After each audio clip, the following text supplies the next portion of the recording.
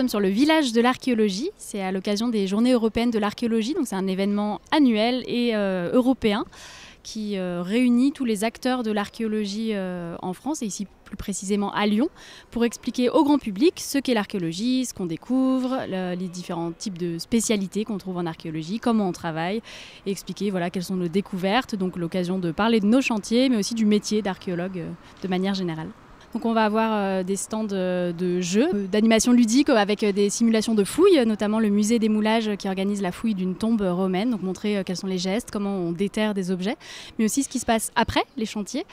Par exemple, pour rester sur la même thématique, au service archéologique, on propose un atelier pour montrer comment on étudie les squelettes, donc comment fonctionne le travail d'archéo-anthropologie, donc avec un squelette, avec des blessures à repérer, à étudier, à observer. Vous avez aussi des jeux, type jeux de société pour les plus jeunes, notamment les jeunes enfants.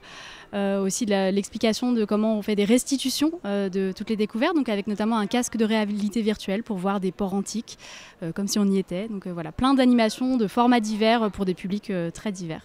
Dans l'archéologie, vous vous occupez aussi de reconstituer des choses ?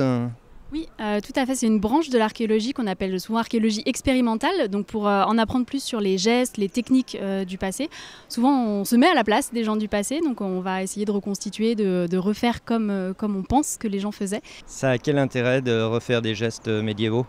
Et bien souvent, ça nous montre que nos premières hypothèses ne sont pas toujours les bonnes. Donc le fait d'essayer nous montre ce qui est physiquement possible ou pas, parce qu'on peut avoir quelque chose qui nous semble fonctionner quand on l'a à l'état d'idée et qui, dans les faits, est compliqué. Les armes sont trop lourdes, le geste ne fonctionne pas.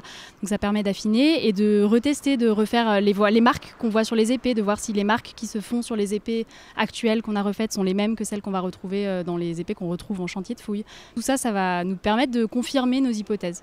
Et de nous rendre plus intelligents ? Mais évidemment, et surtout de mieux comprendre ce qui se passait avant nous ici et comment vivaient les gens avant nous.